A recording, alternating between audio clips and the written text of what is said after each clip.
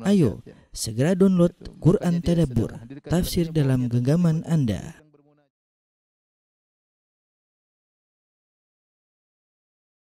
Bismillahirrahmanirrahim.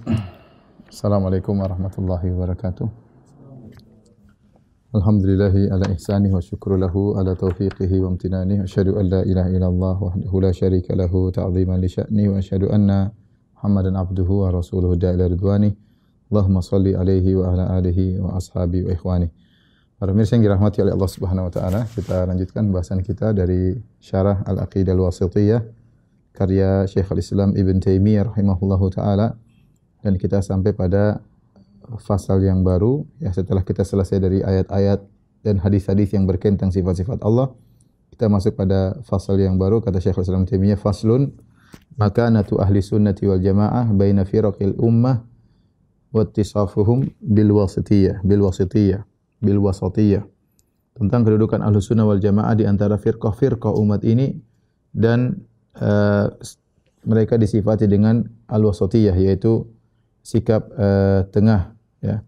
Wa kadzalika ja'alnakum ummatan wasata, kata Allah, demikianlah kami menjadikan kalian sebagai umat yang tengah. Ibnu Taimiyah berkata, qala al-muallif rahimahullah, bal humul wasatu fi firaqil ummah kama anna al-ummata hiya al-wasatu fil umam.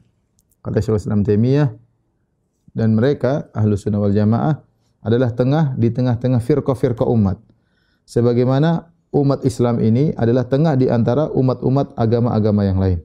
Jadi di sini ada dua pembahasan, yaitu sikap tengah Islam di antara umat-umat beragama yang lain, terus yang lebih spesifik sikap tengah ahlu sunnah di antara firqah-firqah dalam umat Islam itu sendiri. Saya ulangi, kita bicara tentang yang global, sikap tengah umat Islam di tengah-tengah Yahudi dan Nasrani.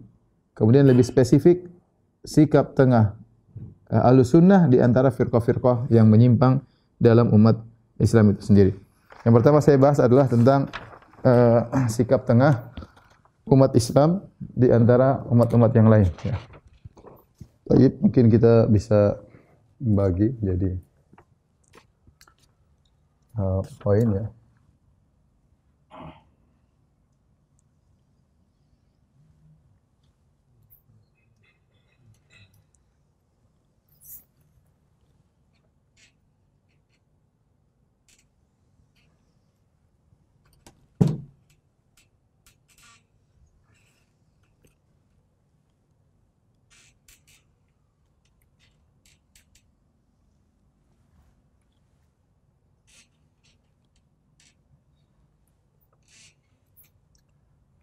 Di sini adalah al-Islam.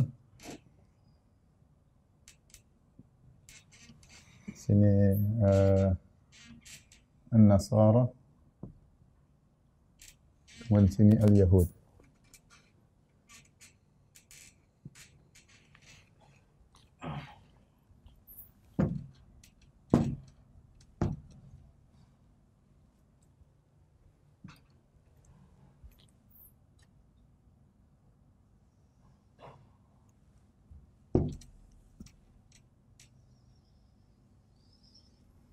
Tapi poin yang pertama yang menunjukkan sikap tengah umat Islam dibandingkan yang lainnya berkaitan dengan al-anbiya, ya. Sikap terhadap para nabi. Ya. Adapun Nasara, maka mereka mengangkat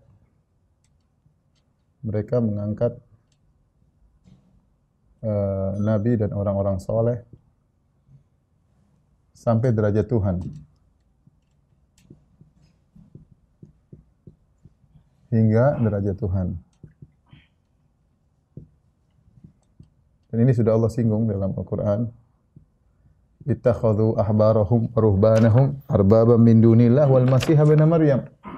Kata Allah, ittakhadhu ahbarahum wa ruhbanahum arbaban min dunillah, dan seterusnya, wal masih ibn Maryam wa ma umiru illa liya'budu ilahan wahida. Mereka menjadikan ulama-ulama mereka, rahib-rahib mereka, ahli ibadah mereka sebagai tuhan-tuhan selain Allah, ya. Adapun orang-orang Yahudi, mereka ya membunuhi para nabi kalau tidak sesuai selera.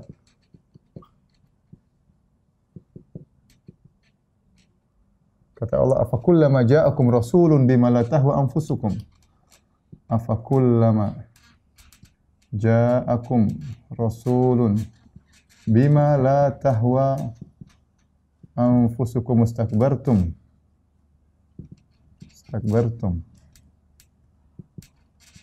Fafariqan taqtulun ya. Maka sebagian kalian taqtul. Wa fariqun afakullama ja'akum rasulun tahwa anfusukum mustakbartum fa fariqan kadzdzabtum fariqan taqtulun fa fariqan kadzdzabtum wa fariqan taqtulun. Inilah sifat orang-orang Yahudi. Setiap datang seorang rasul yang tidak sesuai dengan hawa nafsu kalian, maka kalian sombong, sebagian kalian dustakan, ya, dan sebagian kalian bunuh, luar biasa. Adapun Islam sifat tengah, yaitu ya para anbiya adalah manusia pilihan, tapi mereka bukan nabi, mereka bukan Tuhan, mereka bukan Tuhan. Baik. Ini yang pertama. Jadi ini menunjukkan Islam di antara dua kelompok yang berbeda. Yang kedua, terhadap Nabi Isa secara khusus. Terhadap Nabi Isa alaihissalam. Nah, orang-orang Nasara mengangkatnya sebagai Tuhan, menganggapnya ya anak Tuhan atau Trinitas, atau dia adalah Allah, ya. Ya, dianggap sebagai anak Tuhan atau Trinitas, ya. Adapun orang Yahudi menganggap Isa anak zina, hasil zina, ya, maka mereka berusaha membunuh Nabi Isa. Adapun orang Islam, Isa hamba Allah dan Rasulnya. Bukanlah bukan Tuhan, dan dia adalah seorang nabi yang mulia. Tapi orang-orang Yahudi menganggap Nabi Isa adalah anak zina. Kemudian yang ketiga, ya, berkaitan dengan berkaitan dengan Allah Subhanahu wa taala.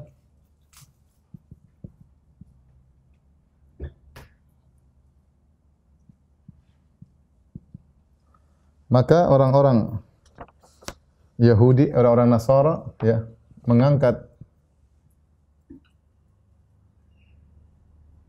menjadikan makhluk ke derajat Tuhan. Ya. Seperti apa? Seperti Isa, Jibril, Ruhul Kudus, dan Maryam.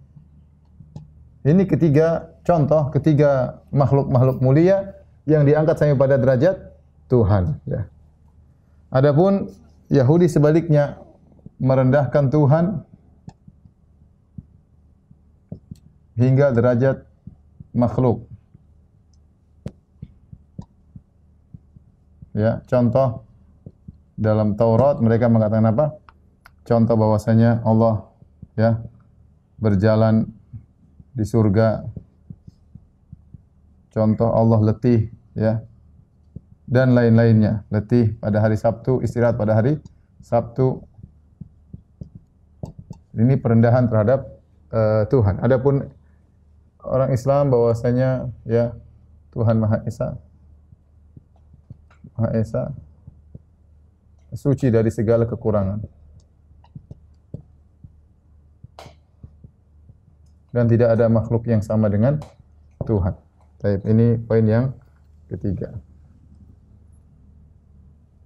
Poin yang keempat, bagaimana Islam di tengah antara Yahudi dan Nasrani, ya, berkaitan dengan najis. Maka orang-orang Nasrani tidak peduli dengan najis. Ya. Tidak peduli dengan najis, ya. Habis, ya. Buang air kecil, tidak beristinja, lalu beribadah kepada Tuhan.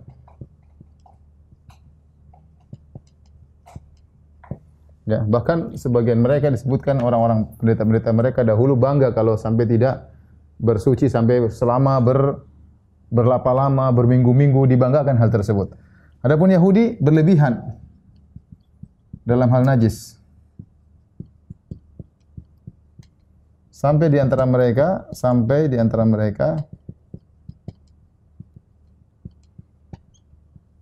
ada yang merobek, yang menggunting bajunya kalau terkena najis. Kalau terkena najis. Islam sikap tengah, ya. Islam, ya, najis bisa dibersihkan dari baju.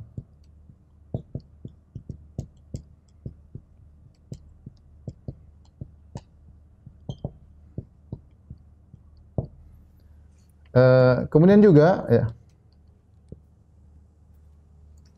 yang berikutnya, yang kelima, misalnya wanita haid. Maka Nasara, ya, mereka menggauli wanita haid. Menggauli wanita dalam kondisi haid. Adapun Yahudi sebaliknya menjauhi, tidak boleh makan bersama, apalagi tidur bersama.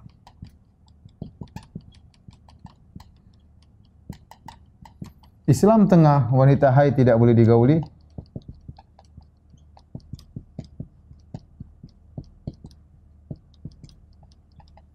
Tapi boleh disentuh. Ya. Tidur bareng. Nabi sallallahu alaihi wasallam ketika Aisyah haid, Nabi sallallahu alaihi wasallam baca Al-Qur'an sambil meletakkan kepalanya di pangkuan Aisyah radhiyallahu taala anha. Kemudian masalah ibadah. Nasara beribadah dengan bid'ah-bid'ah. Bid'ah-bid'ah tanpa ilmu. Di antaranya yang Allah sebutkan dalam Al-Quran, wa rahbaniyatan ibtada'uha. Rahbaniyah yang mereka bid'ahkan, yang mereka ciptakan. Maka tabanaha alaihim, yang kami tidak pernah wajibkan kepada mereka. Meninggalkan pernikahan seperti pastor-pastor, itu ibadah tanpa ilmu. Makanya Allah mensifati mereka dengan waladhdallin. Yang tersesat. Tersesat itu beribadah semangat tapi tidak punya ilmu. Adapun Nasara sebaliknya, ya, Yahudi berpaling dari ibadah, malas ibadah, kemudian tidak mengamalkan ilmu.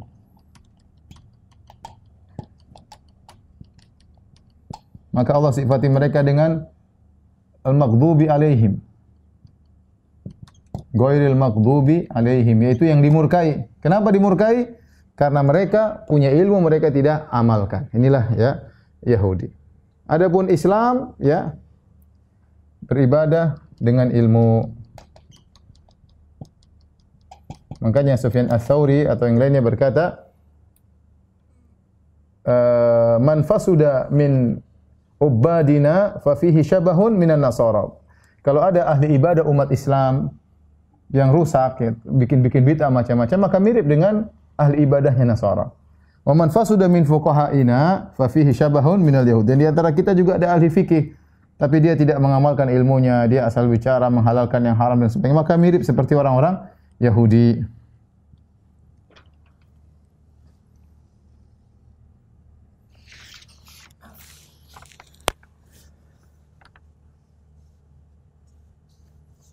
Kemudian di antaranya masalah makanan. Nasara menghalalkan apa yang diharamkan Allah, seperti babi dan yang lainnya, ya. Adapun Yahudi, ya, mengharamkan apa yang dihalalkan Allah. Apa yang dihalalkan. Sebaliknya, ketat orang Yahudi dalam masalah makanan. Ini sudah saya cerita balik sering, ya. Kaum muslimin hanya menghalalkan apa yang halal, mengharamkan apa yang haram. Oleh karenanya saya pernah cerita ketika saya ke Eropa, sebagian kawan kerja di rumah sakit Yahudi, ya, maka ketat, ya. Di sana ada kulkas khusus orang Yahudi. Barang siapa orang non-Yahudi taruh barang dalam kulkas tersebut, kulkasnya semua dibuang. Tidak boleh dimakan lagi oleh orang Yahudi. Kenapa? Terkontaminasi dengan makanan orang luar. Mereka ketat sekali. Mereka juga kalau ingin ada daging, punya tempat pemotongan sendiri, ikan sendiri. Kalau satu meja di situ potong daging dan ikan, haram semuanya. Mereka ketat. Makanya ada teman saya Muslim kerja sama orang Yahudi. Ini dikasih makanan sama temannya orang Yahudi, bosnya. Teman saya bilang, ini halal atau haram? Maka orang Yahudi tersebut tersinggung. Kata dia, kami lebih ketat penghalalannya daripada kalian orang Islam. Jadi mereka berlebihan dalam masalah makanan. Sampai ada yang halal diharamkan. Apa yang halal diharamkan oleh mereka. Terakhir masalah nasakh.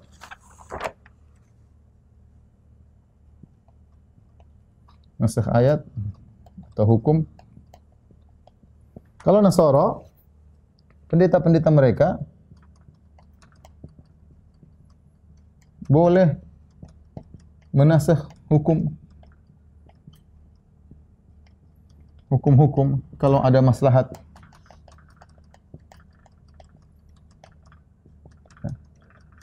Ya, dan ini terjadi berapa kali mereka mengadakan pertemuan-pertemuan majma' pertemuan mereka, akhirnya mereka menimbulkan hukum baru, ya.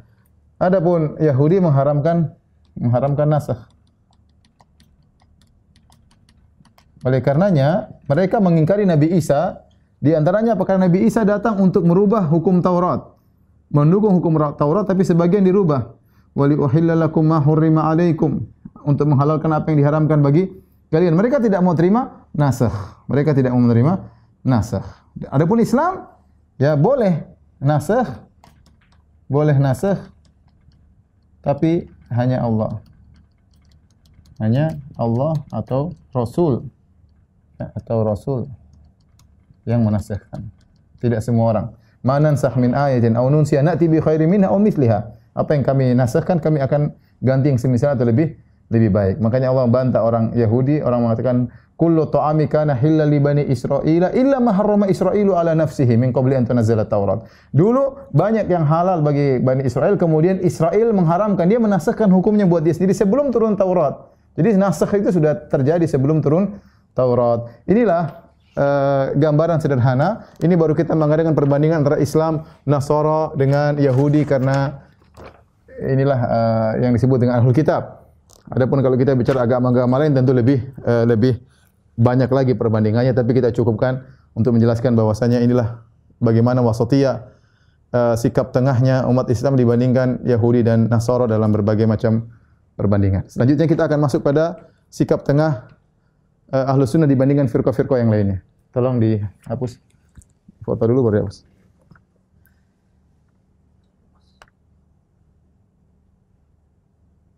Baik, di sini Ahlus Sunnah wal Jamaah.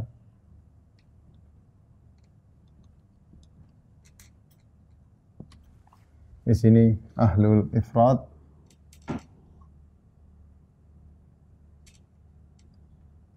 Ahlul Tafrid.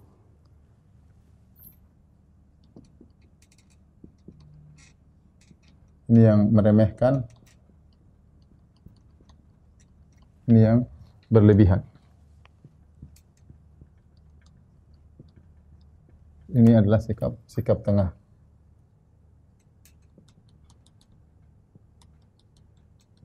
Baik, ada beberapa poin yang akan kita singgung di sini. Di antaranya ada sekitar 10 poin.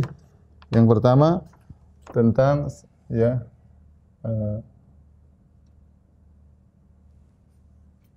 sikap terhadap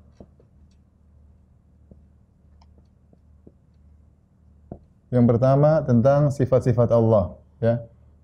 Sifatillah wa asma'ihi. Itu sifat-sifat. Ya, maka kita tahu di sini ada ahlul ifrat berlebihan, namanya musyabbihah. Musyabbihah yaitu yang menyamakan Allah dengan makhluk. Kata mereka, kami tidak bisa memahami sifat-sifat Allah kecuali dengan menyamakannya dengan makhluk. Dulu ini pernah ada, tapi sekarang sudah tidak pernah kita dengar, ya. Tangan Allah seperti tangan makhluk, wajah Allah seperti wajah makhluk, duduknya Allah seperti duduk istiwanya Allah seperti istiwanya makhluk misalnya. Ini dulu ada, tapi sekarang sudah saya tidak pernah dengar lagi, tapi masih tercatat pemikiran mereka dalam buku-buku maqalat, buku-buku yang mengumpulkan tentang firqah-firqah Islamiyah, ya. Kemudian yang sebaliknya adalah Mu'attilah. Mu'attilah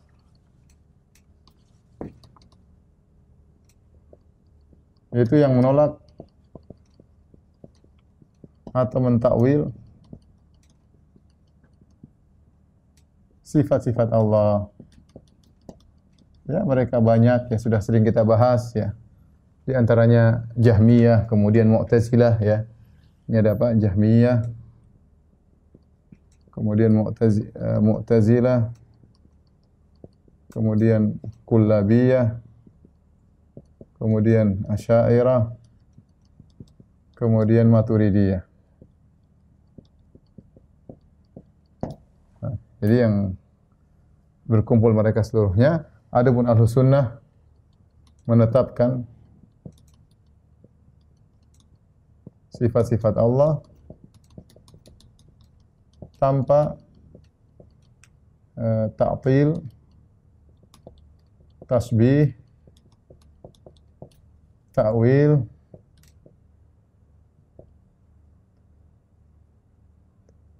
tahrif, ta'rif, ya.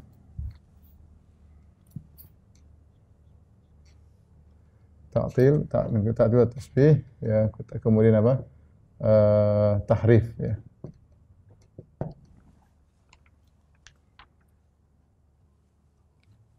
Taib. Ini yang pertama.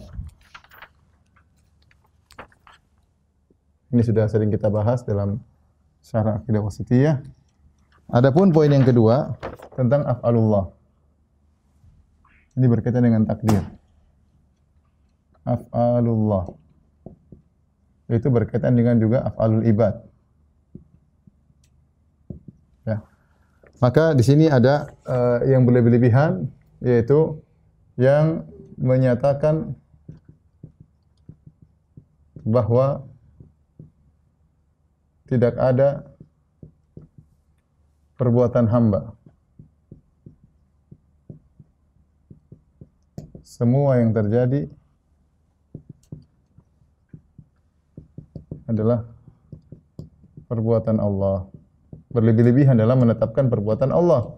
Di sini ada beberapa model, ya, yang disebut dengan Jabriyah. Di sini ada Al-Jabariyah. Dan ini ada yang Gulat, Jabriyah, dan ada namanya yang Al-Jabariyah biasa, ya. Di sini seperti Jahmiyah, ini Jahmiyah. Di sini ada Asy'ariyah. Yang secara zahirnya dia tidak Jabriyah, tapi secara batin dia Jabriyah. Insyaallah nanti kita akan bahas dalam masalah takdir, ya, sehingga adapun Jahmiyah mengatakan manusia itu tidak bisa melakukan, tidak punya kehendak. Dia seperti buluh yang ditiup oleh angin, berjalan dengan sendirinya tanpa punya kemampuan sama sekali, ya. Tanpa punya kemampuan sama sekali. Dan Jabariyah itu seakan-akan kita terpaksa. Seakan-akan kita ini bergerak terpaksa semuanya. Kita begini semuanya yang bikin Allah Subhanahu wa taala. Adapun Jabriyah yang batiniyah itu Asy'ariyah, secara zahirnya dia mengatakan makhluk punya kehendak, punya kudrah, tetapi kudrahnya tersebut ghairu mu'athirah, tidak punya pengaruh. Dan insyaallah kita akan bahas pada pembahasan secara khusus tentang masalah takdir. Adapun Mu'tazilah ya menyatakan bahwa af'alul ibad, perbuatan hamba di luar dari af'alillah, dari kehendak Allah dan perbuatan Allah.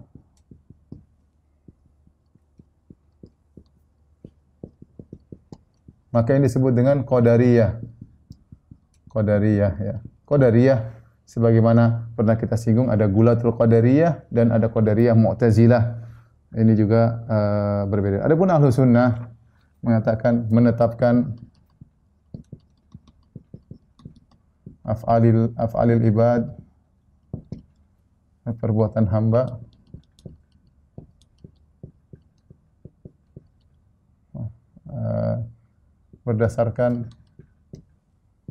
berdasarkan kehendak dan kudrah hamba, tetapi di bawah kehendak Allah. Ya. Wa ma tasyauna illa ayyasha Allahu rabbul alamin. Ya, ini masalah yang kedua. Ya.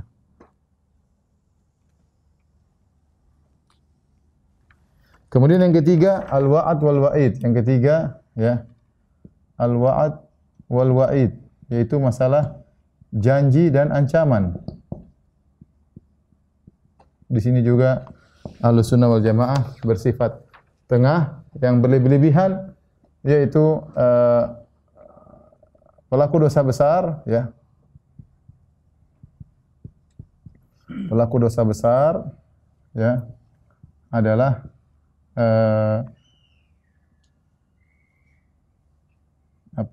di neraka jahanam, atau pelaku dosa besar sempurna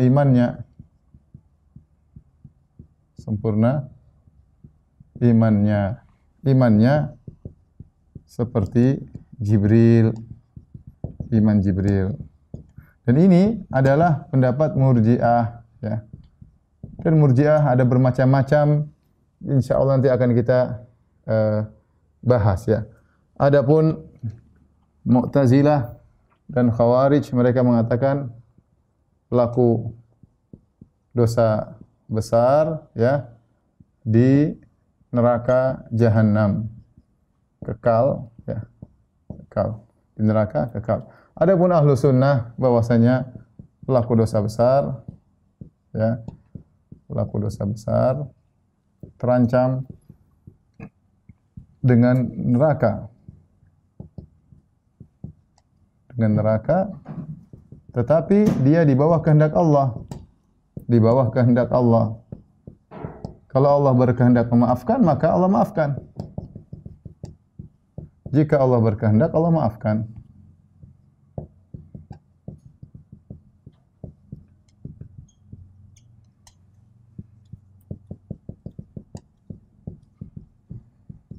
Ya. Dan namanya al-asma berkaitan dengan al-asma. Asma itu berkaitan dengan nama pelaku dosa besar. Namanya apa? Ya. Al-asma. Pelaku dosa besar menurut Murji'ah, pelaku dosa besar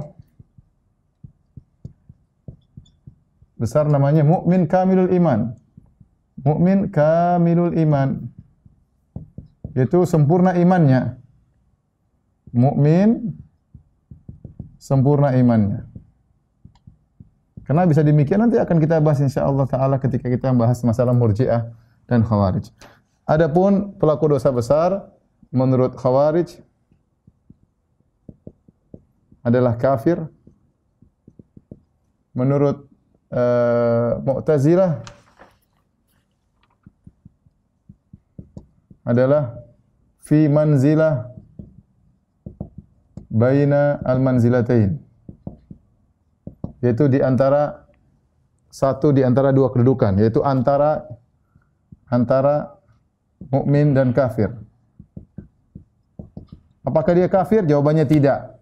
Apakah dia mukmin? Jawabannya tidak. Kata Mu'tazilah, antara mukmin dan kafir. Mereka menamakan pelaku dosa besar dengan manzilah bainal manzilatain, ini yang buat mereka akhirnya menyempal dari akidah Ahlussunnah wal Jamaah. Adapun Khawarij kafir, tetapi meskipun mereka menamakan tidak mukmin tidak kafir, tempatnya juga di neraka jahanam. Adapun pelaku dosa besar menurut Ahlussunnah terancam dengan neraka jahanam. Adapun orangnya pelaku dosa besar disebut dengan mukmin naqisul iman. Nah, iman yaitu kurang imannya, kurang iman. Kita bagaimana? Bedanya gimana? Kalau kita mensifati, kita tahu orang pelaku dosa besar adalah naqisul iman, maka kita tidak boleh membenci dia secara total karena dia bukan kafir. Dia masih mukmin, cuma imannya kurang. Kita benci dia dari kemaksiatan yang dilakukan, tapi kita cinta kepadanya dari sisi iman yang dia miliki. Itulah penerapan al-wala wal bara. Beda kalau kita menganggap kafir, ya sudah, berarti kita enggak ada mencintainya karena dia kafir.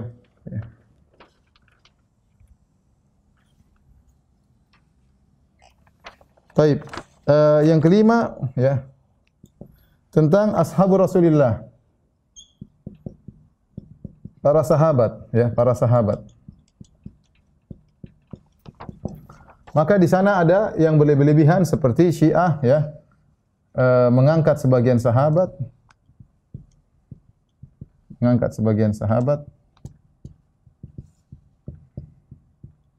seperti Ahlul Bait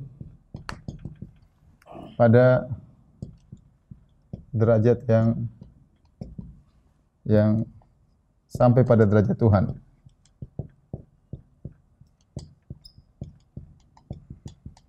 Demikian juga imam-imam, ya. Sementara Khawarij, ya, ini Khawarij mengkafirkan Ali dan Muawiyah. Kita sebagaimana kita ketahui, tatkala Muawiyah dan Ali berperang, ya, dalam perang Siffin, maka Khawarij mengkafirkan Ali dan Muawiyah, mengkafirkan seluruh yang sepakat dengan mereka, dikafirkan oleh Khawarij. Ahlussunnah wal Jamaah meyakini sahabat orang-orang termulia, namun mereka bukan maksum, namun mereka tidak maksum. Ya, tidak maksum, ya. Sebaliknya di sisi lain orang-orang Syiah, ya, Syiah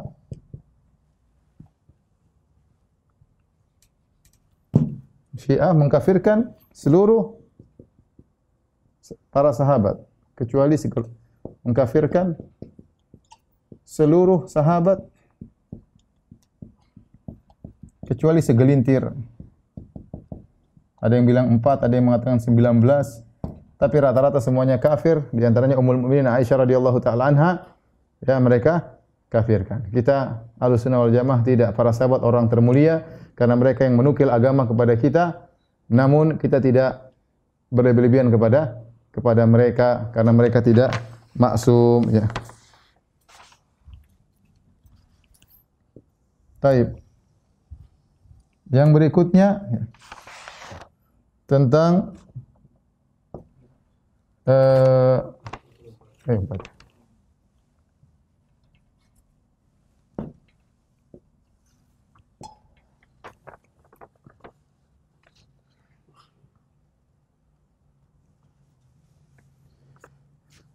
masalah auliyaullah, wali-wali Allah.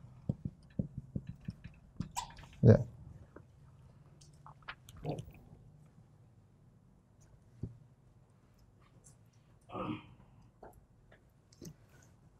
wali-wali Allah menurut sebagian sufi yang ekstrim bahwasanya wali harus maksum. Sehingga wali bikin apa saja mereka tidak berani menyalahkan. Dan ini sebenarnya ketularan daripada Syiah. Ini ngambil dari akidah Syiah.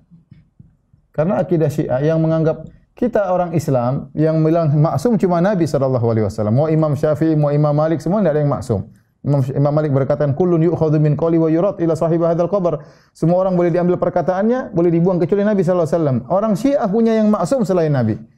Yang maksum selain Nabi apa? Imam-imam mereka. Imam 12, Imam Ali bin Abi Thalib, Imam Al-Hasan bin Ali bin Abi Thalib, Imam Husain bin Ali bin Abi Thalib, Imam Ali Zainal Abidin, kemudian nanti Muhammad Al-Baqir, Ja'far As-Sadiq, kemudian Musa Al-Kadhib, dan seterusnya sampai Imam 12 semuanya maksum. Tapi mereka membatasi kemaksuman kepada imam mereka. Nah, datang orang-orang sufi yang terpengaruh dengan maksum selain Nabi, mereka mengatakan wali-wali juga maksum. Ya. Bahkan yang merendahkan mengatakan, sufi, sebagian sufi ya, wali Allah, orang gila bisa jadi wali, kata mereka. Orang gendeng, ya, gendeng bisa jadi wali. Kata mereka apa? Wali majdhub. Ya. Subhanallah. Ini penghinaan terhadap para wali Allah. Ala inna awliya Allahi la khaufun alaihim wa lahum yahzan alladzina amanu wa kanu yattaqun. Kata Allah, orang wali-wali Allah itu adalah orang beriman dan bertakwa. Sementara mereka bagaimana beriman bertakwa? Sementara orang gila aja tidak salat. Salat mereka tidak diterima. Kenapa? Majnun. Maka aneh di zaman sekarang ini ada orang-orang menganggap orang gila sebagai wali. Sesungguhnya yang gila siapa? Walinya yang gila atau yang menganggap mereka menjadi wali? Ini penghinaan terhadap wali-wali Allah. Bagaimana orang mau jadi wali Allah berusaha berjuang, ya gila jadi wali Allah. Ini enggak benar ya. Adapun ahlu sunnah, wali Allah adalah orang mulia, namun tidak maksum. Namun tidak maksum. Kemudian di antaranya masalah karamah.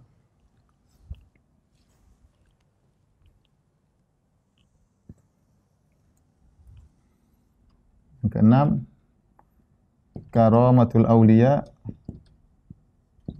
Karamah para wali, karamah. Maka ada sekelompok yang menolak karamah, mengingkari adanya karamah, itu Mu'tazilah.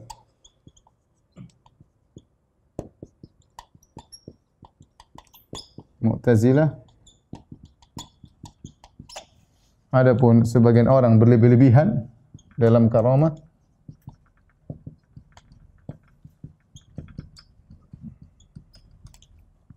sehingga ya ada ritual khusus untuk mencari karamah,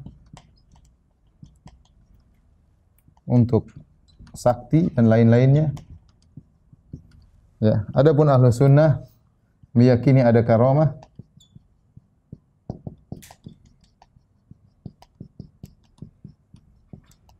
namun karamah anugerah dari Allah,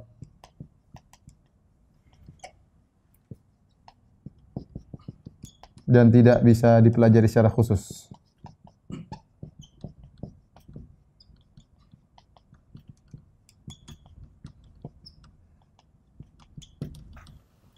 Tapi ini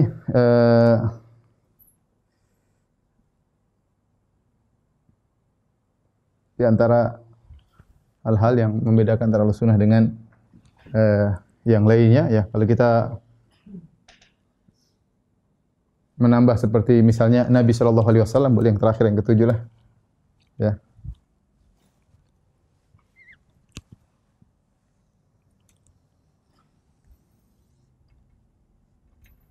Nabi SAW. Kalau para sufi mengangkat derajat Nabi, sufi mengangkat derajat Nabi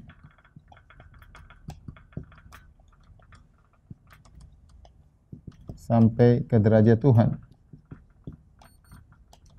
Sufi yang ekstrim tentunya. Ya, dikatakan Nabi tahu ilmu gaib lah. Nabi inilah, Nabi anulah, ya. Berlebih-lebihan kepada Nabi, bahkan berdoa kepada Nabi sebagaimana berdoa kepada Allah Subhanahu wa taala, sebagaimana Nasara berdoa kepada Nabi Isa. Adapun liberal, ya, menganggap Nabi sudah expire.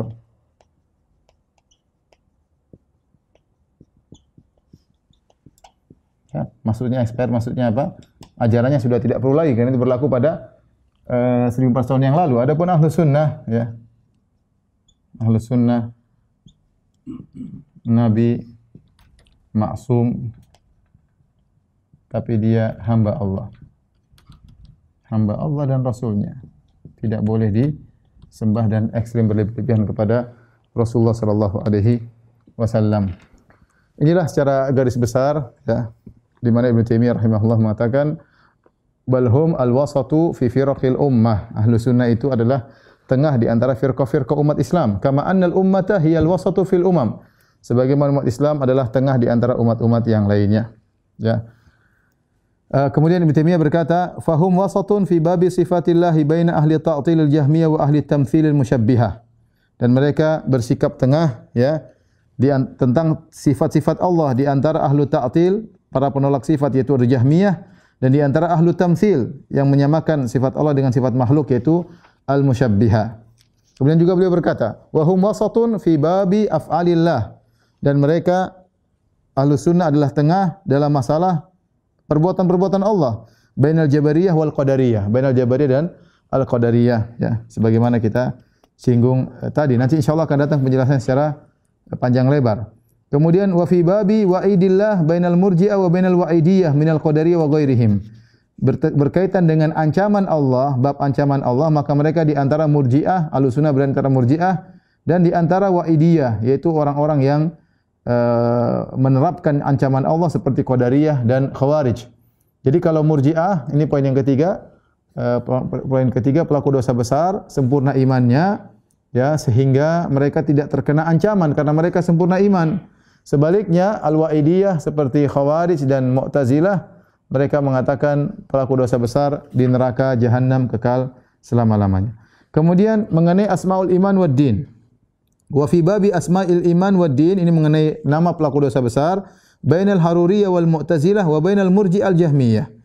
Adapun Mu'tazilah dan Khawarij, Mu'tazilah Khawarij, maka Khawarij menamakan pelaku dosa besar dengan kafir, adapun Mu'tazilah menamakan pelaku dosa besar dengan fi manzilah bainal manzilatain. Bukan mukmin juga kafir, tapi antara mukmin dan kafir. Adapun Murji'ah, maka mereka menamakan pelaku dosa besar dengan mukminun kamilul iman, orang iman yang sempurna imannya. Adapun Ahlus Sunnah di tengah-tengah. Pelaku dosa besar disebut orang beriman, tetapi pelaku dosa besar iman masih beriman tetapi naqisul iman, imannya kurang, atau dikatakan dia beriman dari sisi imannya dan dia fasik dari kefasikannya, daripada maksiat. Kemudian berikutnya Syekhul Islam Ibnu Taimiyah berkata, wa fi ashabi Rasulillah sallallahu alaihi wasallam bainar Rafidhah wal Khawarij. Adapun sahabat Rasulullah sallallahu antara Rafidhah dan Khawarij.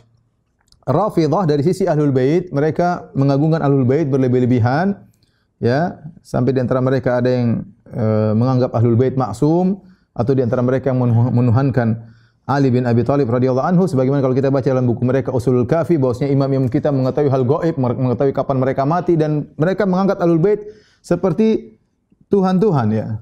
Sifat-sifat Tuhan ada pada imam-imam mereka. Sementara Khawarij, mereka mengkafirkan Ali bin Abi Thalib, ya. Khawarij ketika dalam perang Siffin mengkafirkan Ali dan mengkafirkan Muawiyah, ya. Dan mereka mengkafirkan seluruh sahabat. Dari sisi mengkafirkan seluruh para sahabat, maka Khawarij sama dengan Syiah, mengkafirkan seluruh sahabat kecuali segelintir, ya. Ada yang bilang 4 orang, ada yang mengatakan 19 orang paling banter. Adapun dari sisi Ahlul Bait, Rafidhah berlebihan terhadap Ahlul Bait, Khawarij sebaliknya mengkafirkan Ali bin Abi Thalib. Adapun menurut Ahlus Sunnah sahabat orang mulia namun mereka tidak maksum.